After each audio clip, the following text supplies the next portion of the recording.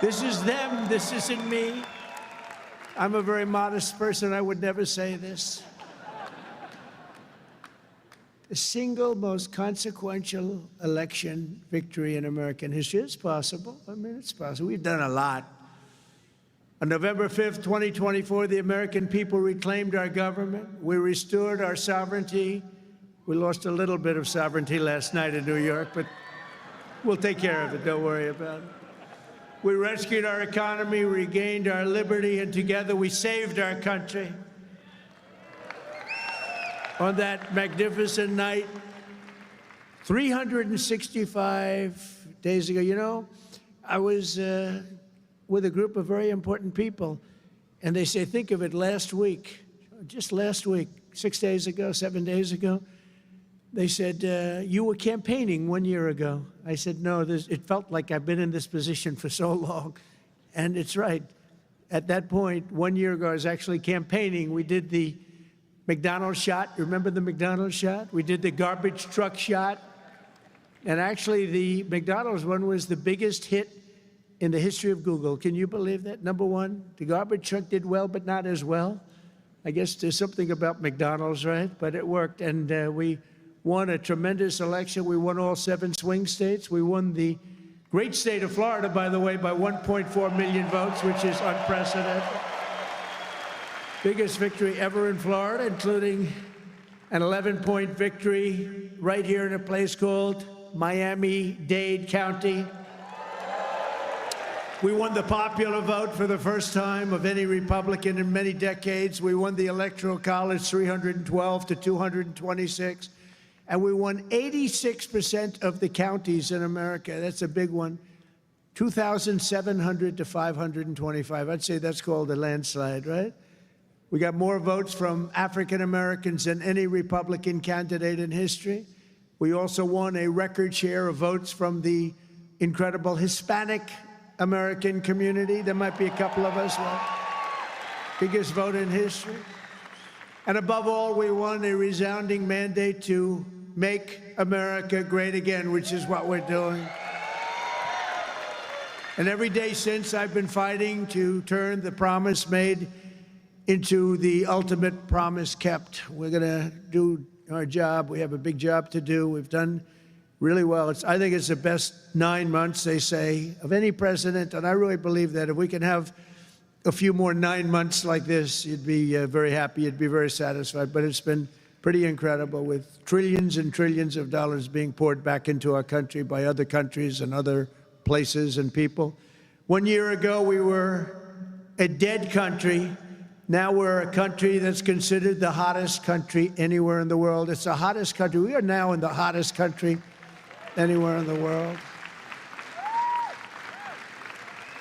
And I'm pleased to report that today the United States has the strongest economy, the strongest borders, the strongest military, the strongest friendships, and the strongest spirit of any nation anywhere. We have the greatest economy right now. A lot of people don't see that.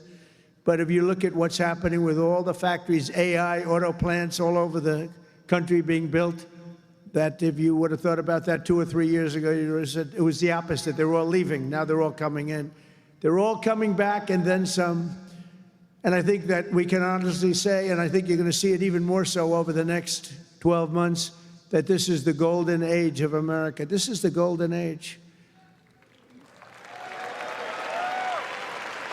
In the prior 4 years, crooked Joe Biden oversaw less than $1 trillion of new investment in the United States. So in 4 years, less than, think of it, less than 1 trillion. That was not doing too good. In 9 months, I've secured commitments of over $18 trillion, and we're going to have 21 trillion within the first year. So Sleepy Joe did, think of that. In 4 years, he did less than $1 trillion. We're going to have 21 trillion in 1 year. I would say it's slightly better. Slightly, just a little bit better. The stock market has set 40-time all-time record highs, and just recently, record high, record high, record high. All of them, all of the different exchanges. GDP growth in the second quarter was an amazing almost 4%. And as you know, they said, oh, it'll be 2% or 1%. And it's been really helped a lot by the tariffs. It's been really helped incredibly, because this is really a transition period. We went from a horrible, failed country to a tremendous success. It's a transition, and yet we did almost 4%, triple and even quadruple almost every other country anywhere in the world. Think of that. In the third quarter, we're on track to achieve an estimated 4.2, maybe more, who knows. I think if you go a couple of years out, you're going to see numbers like you've never seen, because all of these places that are now under construction, they're being built, they're going to be open, and thousands of jobs, hundreds of thousands of jobs are coming in, even building them. But when they open, that's when you're really going to see the numbers. We're building some of the biggest buildings ever built anywhere in the world. The AI buildings, you know, they can cover, they show displays of them. They can cover the island of Manhattan. They're so big. They literally can cover the island of Manhattan.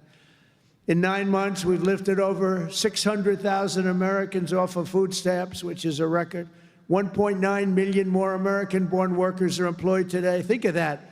Almost 2 million American-born workers are employed today, more than when I took office. That's 9 months ago. Can you imagine that? And I tell Republicans, if you want to win elections, you got to talk about these facts, you know. It's really easy to win elections when you talk about the facts. And we have more people working now than at any time in the history of our country. Right now, we have more people working. These are things you have to talk about. It doesn't just happen. You got to tell them. It's wonderful to do them, but if people don't talk about them, then you can do not so well in elections. Wages for workers are rising at the fastest pace in over 60 years. Those are workers, and that's what we love. We love the workers. Since I took office, wages for the typical factory worker are up $1,300. Construction workers' pay is up $2,200, and miners are up nearly $5,000 this year alone.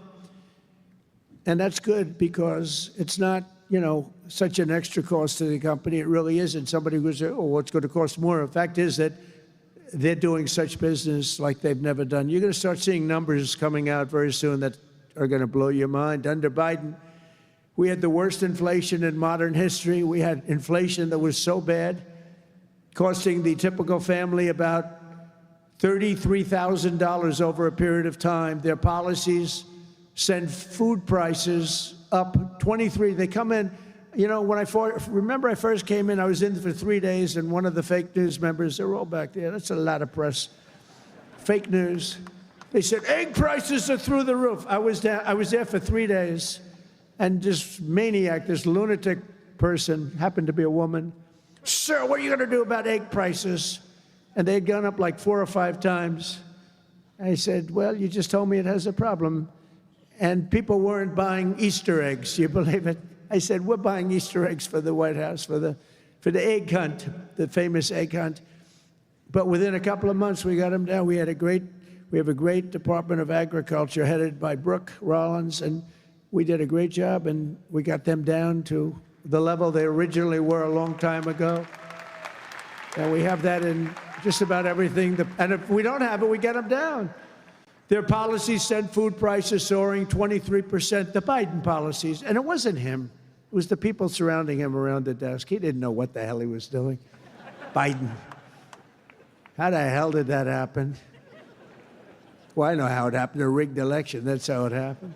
Think of the damage done. Although I must tell you, but this is a much more powerful term. I mean, this is a much better term. In one way, it's bad to see how bad people. You're going to see the same thing in New York, by the way. You watch what happens in New York. Terrible. But you're going to see that same thing. And I hope it doesn't happen, but you're going to see it.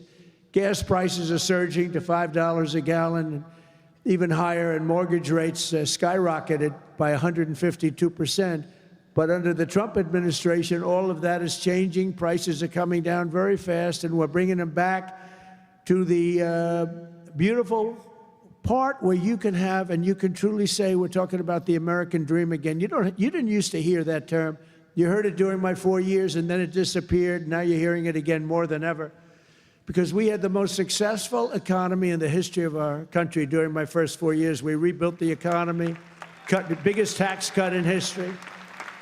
We had the biggest tax cut in history, the biggest regulation cut in history. That's why we had the great economy. And now the only difference is we're doing better this time. Actually, we're going to have a bigger, better, stronger economy than the first 4 years. And that was the most successful economy in history. Gasoline prices have plummeted to the lowest in 2 decades, and we're going to soon see $2 gasoline. Think of that, $2 a gallon. It was up to $4.50, $5. And you know, when you get gasoline and you get oil and gas down, it's so big, it's so massive, the importance of it, that everything else starts to follow. And that's what's happening. Grocery prices are way down, and Walmart just announced that the cost of their standard Thanksgiving meal, this is the greatest. They're wonderful. They come out every year with how much does a Thanksgiving meal cost compared to last year, right? And it always goes up, up, up. It's 40%, 30% more. Is 25% lower than 1 year ago. Isn't that great? That's a big deal, Rima. That's a big deal. I don't know if they care about that in Saudi Arabia, but here it means a lot. We got the princess here from Saudi Arabia. She's got a lot of cash. Serious cash, and she's a great person. So she doesn't care about the price of a turkey is down a little bit, you know, she doesn't have to worry about it. Since March, the price of eggs is down 85%. Energy prices are down, interest rates are down, despite the fact that we have a total nincompoop at the Federal Reserve. It was recommended by one of my real great people, who I'd never spoke to again. And the cost of the typical new mortgage is down by nearly $3,000 a year. Day by day, we're making America affordable again. It's going to be affordable again at a really record pace. And, you know, other people are going to take credit. All the mayors and all the governors, they're going to say what a great job. They didn't do a damn thing. Yet as we speak, the Democrats in Congress are trying to put all of this progress at risk and drag us back to the Biden policies of soaring prices, crushing energy costs, massive spending, open borders, let the world come into our country from prisons and from mental institutions, let them pour in, and rampant inflation. That's what Biden gave us, all of those things. With the reckless Democrat shutdown, virtually every Democrat in Congress has voted to hold the American people hostage in an effort to extort hundreds of billions of dollars in new spending. They're demanding free health care for illegal aliens that just came into our country from prisons and from mental institutions, and drug dealers and drug addicts, and they want to give $1.5 trillion in giveaways that would turbocharge rapid inflation again, as they did the first time. You remember that just a couple of years ago, 4 disastrous years we just had. They were the worst years. Meanwhile, the radical left Democrats are causing millions of Americans who depend on food stamps to go without benefits. They're forcing federal workers to go without paychecks, and they're stranding thousands of travelers at the airports. And you understand it, and they understand it. All because they want to return to the failed Biden policies that created, and also Obama policies. I watched him the other day up talking, well, Donald Trump is a mean person. I'm not a mean person. I just want to have a country that's great again. Is that okay? I'm not a mean person. He's a mean person. He's a divider. He's a divider. Obama, Barack Hussein Obama. And by the way, ask him how he's doing on his museum library. He's got hundreds of millions of dollars of cost overruns. It's come to a dead halt. He built it in not a particularly good location. He's not into real estate, you know. He doesn't know about location. He doesn't know about location. But he built it in a location that's not going to be too good. But the thing has come to a dead halt. It's way over budget. It's sort of like Gavin Newsom in California. He's got a train that was supposed to go from San Francisco to Los Angeles, which is a stupid idea because an airplane is faster. I don't care how fast it goes. And they had plenty of airplanes. San Francisco, inside San Francisco to inside right there, L.A. And what they did is they said, oh, man, this has been going on for years. It's billions and billions of dollars over budget. So what they decided to do is cut it so that it doesn't go into San Francisco and into LA. It goes way short of both. And then they cut it again and again and again. Pretty soon they're going to have like 2 miles of track. Billions and billions of dollars, totally incompetent. The biggest cost overrun proportionately that I've ever seen. Many, many, many times more. And it's no longer the same. It was supposed to go into the city. Now it's way short, many miles short of the city. So they're going to drop you off and you can walk the rest of the way. That train is going to haunt him. You watch, because he doesn't have what it takes. I tell you that. Slimy guy. He's a slimy one. Maybe that should be his nickname. Slimy Newscomb, right? But he doesn't have it. But you look at that train, it's going to cost him. Republicans have voted 14 times to fund the government. And it's time for Chuck Schumer, crying Chuck. Remember he started crying at the airplanes? They were the worst forced tears. I've known him all his life. He's never cried. But he broke down in tears. He was so devastated. He didn't know why he was crying, but he just thought it was good to do. His people told him this was a good time to cry. Crying Chuck. But it's time for Chuck Schumer and the radical Democrat Congress to stop playing games with the people's lives and to pass a clean funding bill that they've done 30 times before. And to reopen government immediately. Just reopen it. They don't like it to be reopened because we're setting records. They think actually, I don't think anything's going to hurt. We are so strong now that I'm not sure that anything's going to hurt. But it would be good to open it up. Take care of the people with jobs that aren't going to get paid and aren't getting paid. And no matter what, we will not let them impose their inflation-causing extremism on the American people. We're not going to pay $1.5 billion for people that came into our country illegally, okay? If you don't mind. That's what they did last time. Remember the Inflation Reduction Act? The greatest scam, one of the greatest scams. I would say some of their environmental scams were even bigger, but one of the greatest scams ever, Inflation Reduction Act. And then they admitted it had nothing to do with inflation reduction, remember? But it did actually cause massive inflation. It actually caused massive inflation. But we don't use auto pens in the Trump administration to sign things. We don't believe in that. You know, I get these guys come in with these big, beautiful documents, gorgeous, beautiful, must cost a fortune. I should check the price. But, you know, a general is being made or something, you know, some big post. And they say, sir, would you sign this, please? It's going to be a 4-star general, or it's going to be a big cabinet position, or it's going to be something with medical or whatever. I take my pen and I sign it. In his case, they walk it into a room and they give it to somebody who's no idea who Biden is. But Biden doesn't have any idea who he is either. And they have a machine sign it, the auto pen. And all of the pardons, he gave thousands of pardons to people. He had no idea about it. He didn't know about it. And therefore, all those pardons are void. You know, you have to have, it's a very complicated thing if you're going to use the machine. You have to do it properly. And he didn't have any idea what was happening. And this is what we had as a president. We don't want that. You have the opposite right now. I don't want to be braggadocious, but you have the exact, I know exactly what's happened.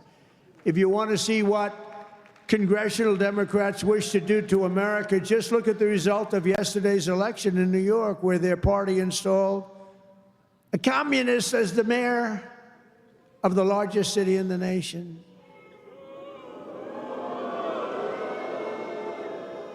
Remember, I've said we will never have a socialist elected to any post in our country. I used to say that, and I was right. We skipped socialist and we put in a communist instead. That didn't work out too well. But as I've warned for many years, our opponents are hell-bent on turning America into a communist Cuba or socialist Venezuela, and you see what happened to those places. For generations, Miami has been a haven for those fleeing communist tyranny in South Africa. I mean, if you take a look at what's going on in parts of South Africa, look at South Africa, what's going on. Look at South America, what's going on. You know, I'm not going to, we have a G20 meeting in South Africa. South Africa shouldn't even be in the Gs anymore because what's happened there is bad. I'm not going. I told him I'm not going. I'm not going to represent our country there. It shouldn't be there. Take a look at what's happening in different parts of South America. Take a look at what's happening in different parts of the world. But now the Democrats are so extreme that Miami will soon be the refuge for those fleeing communism in New York City. They flee. They flee. Where do you live? New York City, but I'm trying to leave because I don't want to live in a communist regime. I hope it works out for New York. I love New York. I love New York. When I left New York for the White House, it was good, except we had, you know, the telltale signs of trouble because we had a guy named de Blasio. Do you ever hear of him as mayor? He goes down as probably the worst mayor in history. Then he went to Harvard to teach government. Do you believe it? They took de Blasio, and they took that mayor from Chicago, the woman, the one that gets her hair done very expensively, right? Beautiful hair. She got beautiful, luxuriant hair. And they took her, and she's teaching at Harvard. They're teaching government. And then you hear about Harvard. We're trying to work a settlement with Harvard right now for about, like, a lot of money. I won't tell you what, but you'll be reading about it pretty soon. Because what they've done to Jewish people and what they've done to others is pretty bad, I'll tell you. It's pretty bad. Going to cost them a lot of money. After last night's results, the decision facing all Americans could not be more clear. We have a choice between communism and common sense. Does that make sense to you? Common sense. It's common sense or communism. And you know, you take a look back 1,000 years, it hasn't worked. If it worked, we'd be using it, I guess, but it hasn't worked. Our opponents are offering an economic nightmare. We're delivering an economic miracle. We have delivered in 9 months, this is the biggest investment of funds in a country in history by many times. That's good. They want higher spending for government and illegal aliens. We want bigger paychecks for American workers and American families, and that's what we're delivering. You see that. They stand for crime and chaos and corruption. We stand for law and order and justice. Also, strong borders. Boy, do we have strong borders. They put America last. We put America first. We put America first. And as long as I'm in the White House, the United States is not going communist in any way, shape, or form. We'll stop it. We're going to stop it. Stop this nonsense. You know, I said they were voting last night. You could have a communist or a thug. A communist, and they took the communist, you know. It's pretty amazing. We could have done a little better in terms of candidates. From day one of my administration, I've been fighting every single day to turn around the catastrophe we inherited to make America the best place on the planet Earth to do business, and that's what it is. Right now, we're the #1 place. I'm getting plants approved in 2 weeks. It used to take 20 years before they got rejected. You'd have young people start off. Their whole business was getting a certain plant accepted. 22 years later, they're ready to retire, and they haven't gotten it. And then they go to a vote, and they get rejected after 22. They wasted a whole life looking for an acceptance. We do it in 2 weeks. We make sure it's good. We make sure it's great and proper, environmentally sound. Takes 2 weeks. My goal is to have the best tax rates, the lowest energy cost, the lowest regulatory burden, the most advanced technology, and the fairest trade deals anywhere in the world. You know, we're leading China. We're leading everybody by a lot in AI. And this was my idea, so I'm very proud of it. I said, build your own electric. People would come. We need more electric grid, sir. The electric grid's 200 years old. We need more electric grid. It's old. The electricity that the AI plants need alone is double the entire electricity that we have in the country right now. Can you believe it? So I had this idea. I said, we can't fix the old grid that much. We'll fix it up. We'll keep it going. A little Band-Aid here, a little Band-Aid there. It's old. And I said, here's what we're going to do. We're going to let these geniuses build their own electric generation. So they are building their own electric utility plants. They become a utility, if you think about it. They're building the utility and the electric right alongside. This is where they have their transformers and everything. They're building the most expensive electric plants you've ever seen. generating plants, some by nuclear, some by oil and gas, some by coal as a substitute. They're building them right next to their plant, and they're incredible. People say they've never seen anything like it because these minds are genius. To them, an electric plant is not complicated. To them, an electric plant is better than the people that produce electricity, although Florida Power and Light is doing a lot of plants for people. They're pretty advanced, I have to tell you. But they're building their own juice next to the plant. Isn't that sort of a cool idea? And you know, when I first proposed that, they came into my office with, you know, they have unlimited money, but they were trying to figure out how they can build it because they had no electric of any consequence. And I said, you're going to build your own plant. I'm going to get you your approvals in 2 weeks, 3 weeks, maybe a month if I'm slow. We have a great man, Lee Zeldin, in charge of the environment. He's incredible. And he's tough, too. He's very tough. But they have their approval in 2-3 weeks. You know, they're dealing with the best experts in the world. They know what they're doing. It's amazing when you see some of the stuff come in, designed by guys with 190 IQs, and then you have an inspector who's not quite as smart as that, inspecting it to see whether or not it's okay, and he has no idea what he's looking at. No idea.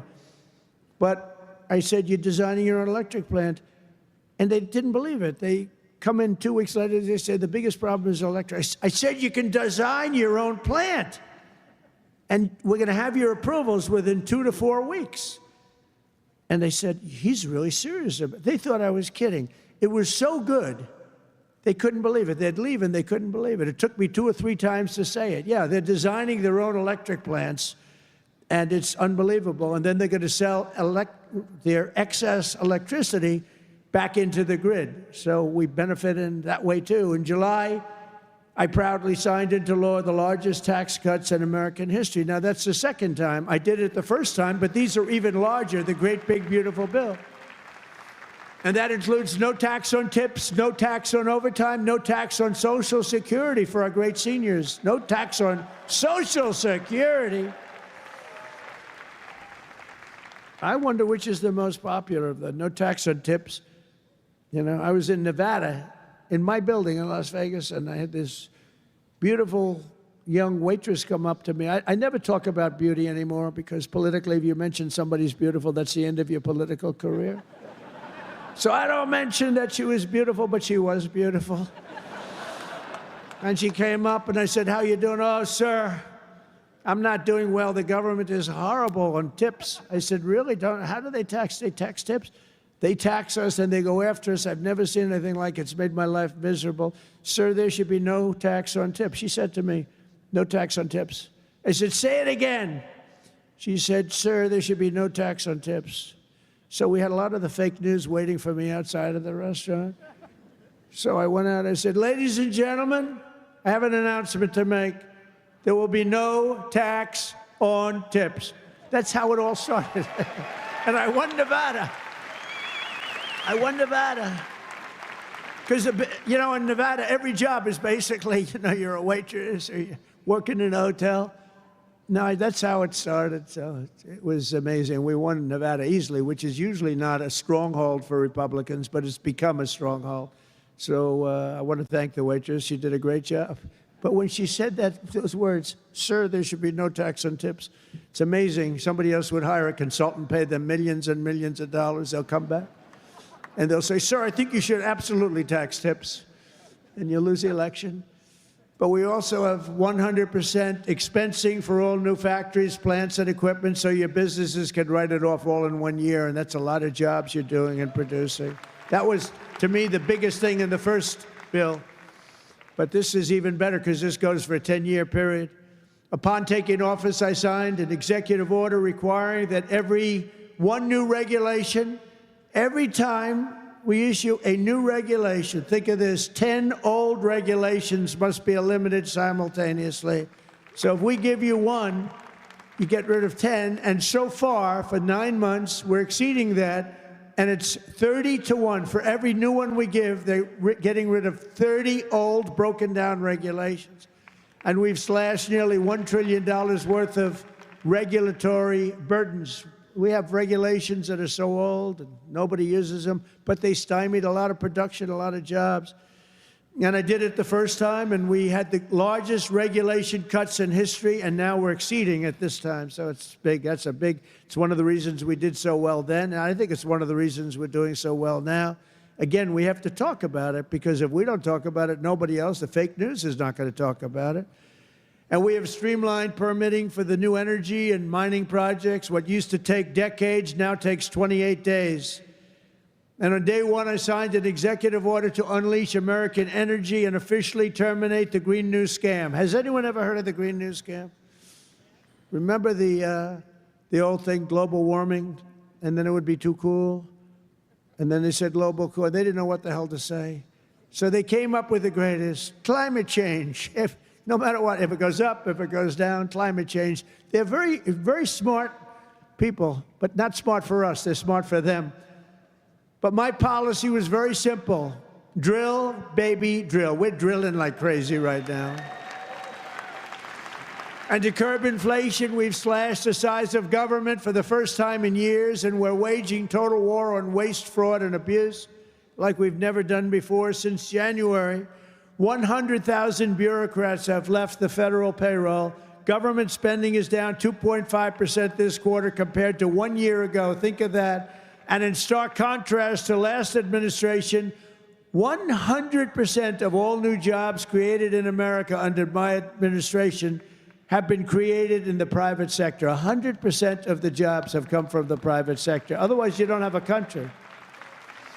I mean, I love government workers, but if you have all government workers, you don't have a country, do you? At the same time, my tariffs are bringing in hundreds of billions of dollars and are helping slash the deficit this year by more than 50%. Did you see the numbers? We're going to be down 50%, anywhere from 25 to 50, but closer to 50%. Who would think that one? Those are big numbers. Now, take that out 2 or 3 years. To embrace a vital industry here in Miami, I've also signed historic executive orders to end the federal government's war on crypto. Crypto was under siege. It's not under siege anymore because it's a big industry. It's a big industry, and I have a lot of people that are great people, great business people. They're in other businesses, but they're in crypto too. And it takes a lot of the pressure off the dollar. It does a lot of good things, but we're into it. Biden was vicious on crypto. They were going after these crypto guys. It was terrible. They were under indictment, but I got indicted too. I made a phone call. Congratulations on your victory. He made a phone call. Let's indict him. These people are the worst. Then they say, he's gone after Comey. They indicted me. They impeached me. They did everything. It's unbelievable. Who the hell else could have taken that? Do you guys know anybody else that could have taken it? I don't think so. A lot of people say, you're the only one could have taken that. I don't know if that's true, but there aren't too many. We're making the United States the Bitcoin superpower, the crypto capital of the world, and the undisputed leader in artificial intelligence. We're leading China by a lot. And don't forget, if we don't do the crypto properly, China wants to do it. They're starting it, but they want to do it. Other countries want to do it. If we don't do it, it's a big industry. We're honored to be joined today by a man who has been a true champion for many of these bold policies. He really has. He's been a great guy. He was a little late in his endorsement of me, I'll be honest with you. He endorsed me. You know, these guys that endorsed me after I won, I don't know. Sir, I'd like to endorse you. No, I won the election. Nah, he's a good man, actually. I've known him a long time. He's helped turn the area into one of the hottest markets in the country and one of the greatest cities in the world. Miami Mayor Francis Suarez. Please, Francis, come up, please.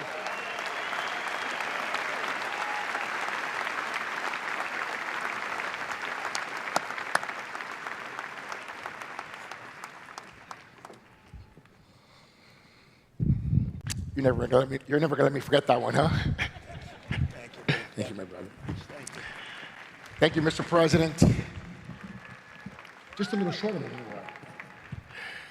Oh, it's truly a great honor to be here with you this afternoon and to have you here once again in the great city of Miami. Your leadership and your vision have shaped not only our nation, but also the future of our city.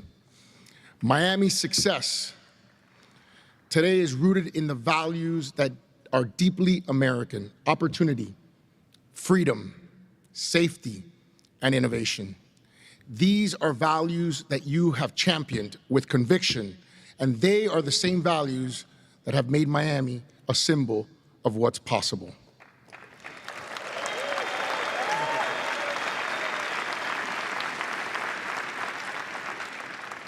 When people believe in the promise of America, Mr. President, I want to personally thank you for your continued support of our vision for this city.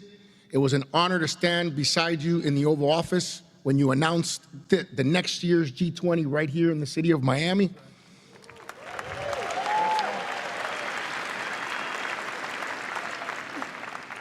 Thank you for choosing our city to host what is perhaps the most important and consequential gathering of leaders from around the world. Miami has come a long way, and we will rise to the occasion, Mr. President. On behalf of the people of Miami, it is my privilege and honor here, on behalf of my wife, the America Business Forum, Nacho, Sergio, and everyone, to give you like real estate, right? I do. Yeah. This is a key that opens some really nice presidential library real estate. Wow.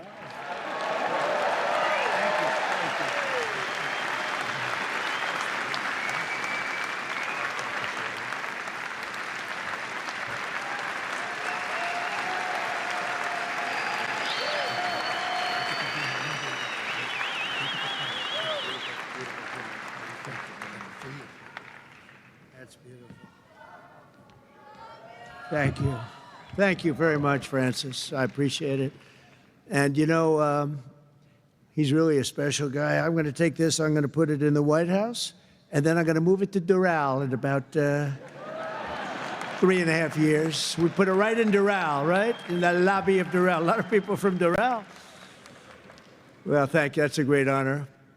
I also want to thank a man who's been unbelievable in terms of Israel and so many other things. He was a great real estate developer, but he had a great personality. And you need a personality for this. And I said, he's just as good as there is, and he's done so well. And you look at what's happened with Israel. We have peace in the Middle East. Can you believe it? Peace in the Middle East. And he's special envoy Steve Witkoff. Steve, where are you, Steve? Wherever you may be. Where are you? Steve, thank you. What a job you've done. Thank you very much. What a job he's done. That guy's got that personality. Now, I wanted a deal maker, but, you know, a lot of deal makers don't have good personalities. You end up in a war. They make the deal, but you end up in a war. This guy, everybody loved him for years. I've known it. And he was the right guy for the job. Peace in the Middle East. 3,000 years. They've never had peace in the Middle East. We're going to have it, too. We're doing well. Just keeps going along. And we just had a meeting. It's even more and more so. And so many people in this room are very much into Israel and the Middle East. And it's been amazing what we've been able to do. And you've done such a big part of it, along with a very special young genius named Jared Kushner, who helped you so much. Stand up, Jared.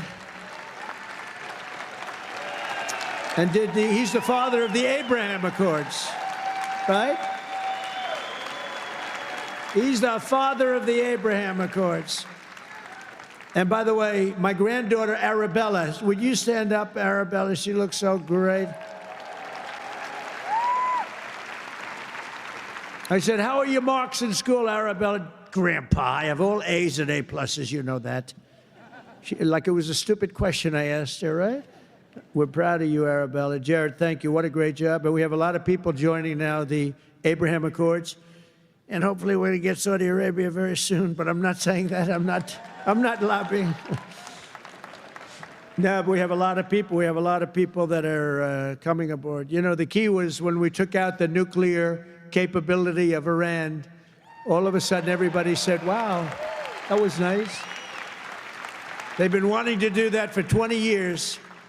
Saudi Arabia's ambassador to the United States, Princess Rima, thank you very much. Please stand up. Thank you. Thank you. Thank you very much. Say hello to everybody. Okay? Say hello to a great group of people in Saudi Arabia. Thank you. Stephen Miner, Mayor of Miami Beach. Stephen Miner. Where is Stephen? Thank you, Stephen. Thank you. Good job you're doing. Excellent. Thank you, Stephen. The mayor of Coral Gables, Vince Lego. Vince Lego, thank you. Thank you. Great job, Vince. The mayor of Doral, I love Doral, and I like this woman a lot, Christy Fraga. Christy. Where's Christy? Thank you, Christy. I like Doral. We also have commissioners Damian Pardo, Laura Dominguez, Ralph Rosado, Miami-Dade Supervisor of Elections, Alina Garcia, the president of FIFA, Gianni Infantino. FIFA, where's Johnny? Whoa, Johnny, my boy. I didn't know he was going to be here. He's big stuff. And the world, look, you know, Johnny and I worked the deal originally, and it looked like I wasn't going to be president because it was in this term, right? So when they rigged the election, I said, oh, man, I have to run again because I want to be president when they have the World Cup, right? And look what happens, Johnny. I'm president when we have the World Cup. It wasn't supposed to be that way. But I can only tell you that the tickets are selling at numbers and record like they've never sold ever before. I heard you just told me that they're doing record business, right? The way you had the World Cup coming, think of it, we have the World Cup coming, we have 250 coming, and we have the Olympics. 250 is 250 years of age. And we have UFC at the White House, by the way, on June 14th. That's going to be at the White House. That's going to be a tough ticket. That's UFC, but we have, think of it, Johnny is there with FIFA, and we have the Olympics. We have it all coming. It's all this thing. I'm glad I'm sort of happy the way things worked out, you know? It's turned out to be as good as it could be. I think we've made more progress than we ever could have made in the second term. I think this is really more progress being made. We also have Formula One CEO Stefano Domenicali, and where's Stefano? Very good. That's big stuff. We have a lot of big people here today. We also have a gentleman who called my election successfully. He said, and Donald Trump will be the next president of the United States. Got a great voice. Brett Baer. Where's Brett Baer? Brett Baer. Where is he? And his son is with him, Paul. Paul's a very good golfer, so is Brett. Thank you, Brett. He's doing an interview with me right after the... Oh, is that Paul? Stand up, Paul. Paul, did we take your father easily in golf? Tell me, huh? That was easy, right? Get ready. We'll do it again. Thank you very much, Paul. You look great. Also, I want to thank your two great senators, Ashley Moody and Rick Scott. And, you know, I just left them. Believe it or not, I had a meeting with all the senators this morning. I gave them my vision because, frankly, it's always nice to have good vision. And they are two terrific senators, and they're in Washington working hard, and they were going to come. And I said, do me a favor, stay back and work on the things you're working on. They're working on really things. And Ashley is in the election. Rick just won his election. They're two great senators that you have right here in Florida. So that's really good. And they're working to make America great again. So I said, stay back in Washington. Together with many of the people here today, we've achieved more in 9 months than most administrations achieve in 8 years. It's true. We've really done a lot. We inherited the worst border in history, and within a matter of weeks, we turned it into the strongest border anywhere in the world, and they have some pretty strong borders, but we have literally no people coming through. They do come in. They come in legally. You know, we want people to come in. We want to make it real easy for them, actually, but they come in legally. So you have to know that. We just don't want criminals coming in. We don't want people from prisons. We don't want prisons dumped into our country like Venezuela did. They emptied their prisons into our country. We don't want that, right? For months in a row, 0 illegal aliens have been admitted into the United States. 0. They actually announced it. This is an official 0. Remember when Biden said, I have no control over the border? Millions of people pouring through, not people that you could look at them, not that we discriminate. You could look at them and say, these are not going to be perfect for our country. They were rough people that they let in. They had 11,888 murderers, 50% of which murdered more than one people. We don't want them. We're getting a lot of them out. Hopefully we're going to soon have all of them the hell out of here. either out of here or we have to put them in jail because they're so dangerous. Some are so dangerous we don't want to bring them out. We'll just make sure they never come back in.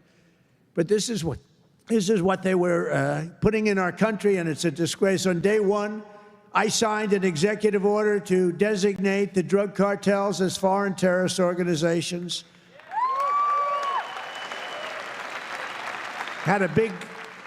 We had a big, strong, positive number come out just recently. The drugs coming into our country are way down. I'll tell you where they're really way down is drugs coming in through water. People are saying, no thanks. I don't think I want to ride in that boat today, please. We want you to take these drugs into the United States. You know what? I think I'll take a pass, sir. The drugs coming in by border are not much. Every boat that we hit kills, think of this, if it gets through, kills 25,000 Americans plus, but 25,000 Americans. Every time we hit a boat, we save 25,000 lives. Got to look at it that way. And we're arresting and removing thousands and thousands of dangerous gang members, MS-13, Tren de Aragua, all these gang members are being thrown the hell out of our country. And if you look at Washington, D.C., it's now a safe community. We're in Memphis now, and within 2 weeks, all of a sudden, it's like a safe community. It's really made unbelievable progress. And we're blowing up cartel terrorists. We're blowing them up linked to the Maduro regime in Venezuela and others. Look, it's not just Venezuela. But a lot of things are coming in. Look, Venezuela emptied their prisons into our country. Nobody wants that. They emptied their prisons into our country. We're liberating our cities from the scourge of violent crime, making our country safe and beautiful again. We're starting in our capital, Washington, D.C., which right now you can walk through the middle of Washington. You have no problem. 6 months ago, that wasn't the case. 1 year ago, it was a disaster. But law enforcement, our military has done an incredible job, actually. It's a safe, very, very safe city again. And it's been beautified. We're putting new medians in. We're covering the roads with nice, clean, beautiful asphalt.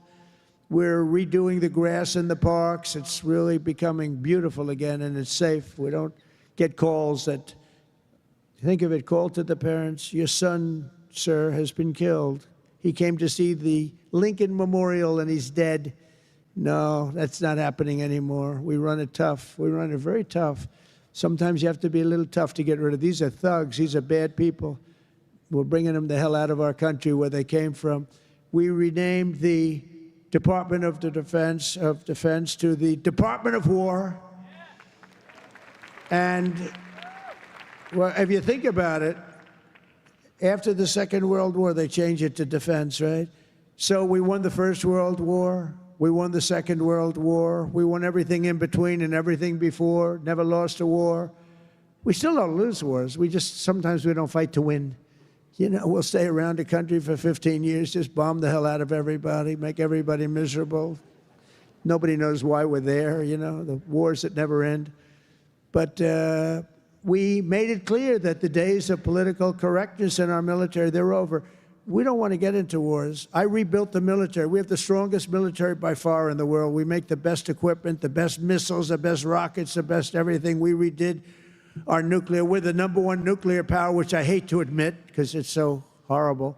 It's such a horrible situation if it ever has to be used. Russia's second. China's a distant third, but they'll catch us within 4 or 5 years. They want to catch us, and they'll be able to catch us. And we're maybe working on a plan to denuclearize the three of us, so we'll see if that works. But we have the strongest military anywhere in the world by far. We're investing $1 trillion in the United States Armed Forces this year. It's the biggest amount we've ever invested, and the spirit of service members is soaring like never before. We used to have recruiting shortages a year ago. You remember, you couldn't get people to join our military all around the world. You couldn't get them to rejoin. You just couldn't, no matter what you do. That we were way short. Now you can't get into our military. The waiting list, you have waiting lists to get into our military because we have spirit in our country. And all around the world, America is making peace, and we're really making peace through strength because they know they're not going to mess around with us. Nobody's going to mess around with us. You saw what happened We made a deal with China last week, and we made a deal with Japan last week. We made a deal with Malaysia. They helped us so much. All great economic deals, all great for everybody. In 8 months, I ended 8 wars, including Kosovo and Serbia, the Congo and Rwanda. That was going on for a long time. Pakistan and India. You know, I was in the midst of a trade deal with both of them. And then I read on the front page of a certain newspaper, I said, I don't want to mention the newspaper because it's usually fake news, but I heard they're going to war. 8 planes, 7 planes were shot down. An 8th was really badly wounded. But 8 planes were shot down, essentially. And I said, this is war. And they were going at it. And they're 2 nuclear nations. I said, I'm not going to make any trade deals with you guys unless you agree to peace. No way, this has nothing to do. I said, it has everything to do. Your nuclear powers.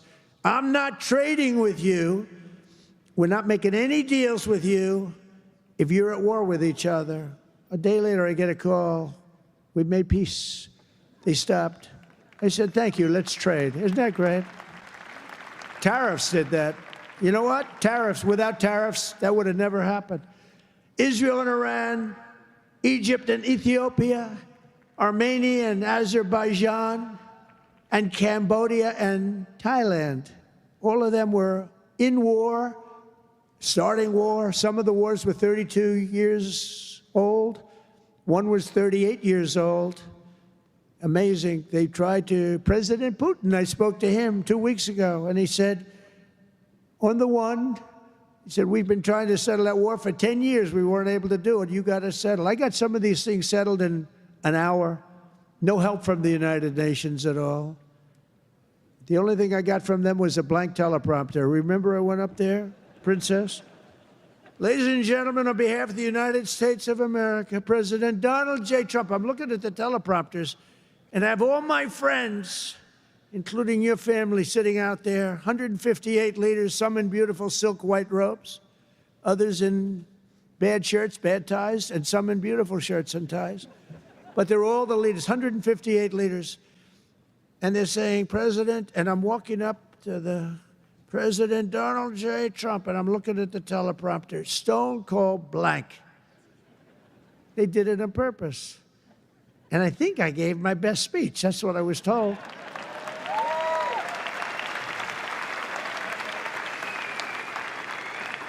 But it still wasn't a great feeling. I'm walking up very slowly. You know, I'm 20 feet. I'm trying to walk slowly because I see it's not working. They're dead. They did it on purpose. But it worked out okay. Not great people. Most important of all, for 4 weeks ago, and this is very important, we brokered the historic peace deal that ended the war in Gaza. And it's a serious end, too. You know, I read a lot of people, oh, it's very tenuous. Jared and Steve, I don't think it's tenuous to you. I hope it isn't, because otherwise I'll have to cross it off. I'll have to say I only ended 7. But that was a tough one, right? That was a tough one. But there's nothing tenuous about it. It's a serious end. Gaza has been a disaster for so many years, and I think it's an end. I think you're going to see some tremendous things happening. We just had a meeting just before I got up, and some great things are happening. And with Israel and peace in the Middle East, it's amazing, actually, what they've done. And what you two guys have done have been incredible. True. On day 1 of my administration, I signed an executive order to slash federal funding for any school that pushes critical race theory or transgender insanity on our youth.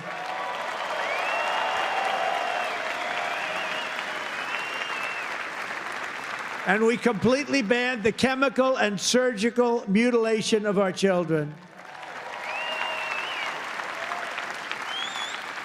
Think of that.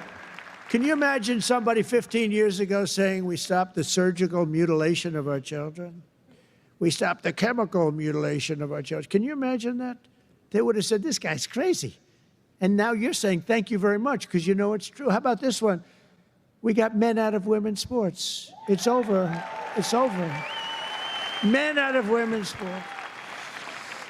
They had a race the other day, long distance, a super, I don't know what the hell, a race, one of these all-day races. They had the top women, the top men. The man won by 5 hours and 18 seconds, okay? What the hell? How about the weightlifting? 218 pounds by women. That's a lot to lift over your head, Rima. I don't know if you might be able to do it. 218 pounds or whatever was the record. A man beat the record by 100 pounds. It stood for like 17 years or something. A man beat the record by 100 pounds. He was a failed male weightlifter, but as a female, he did very well. That's a record that won't. This is a thing that stood. They'd put a quarter of an ounce and a quarter of an ounce on each end. 18 years the record stood. Then a guy comes along, ping, ping.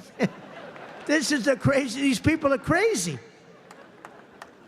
And Mandami, whatever the hell his name is in New York.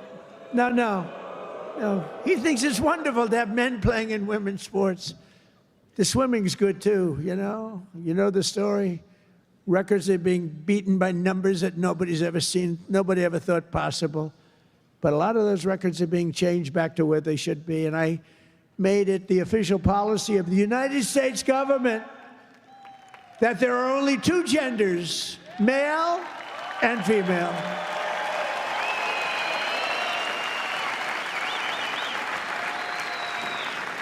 And we're restoring the name of a great president, William McKinley, to Mount McKinley, the beautiful Alaska mountain I renamed. Think of that. They took the name of McKinley. He was a great president.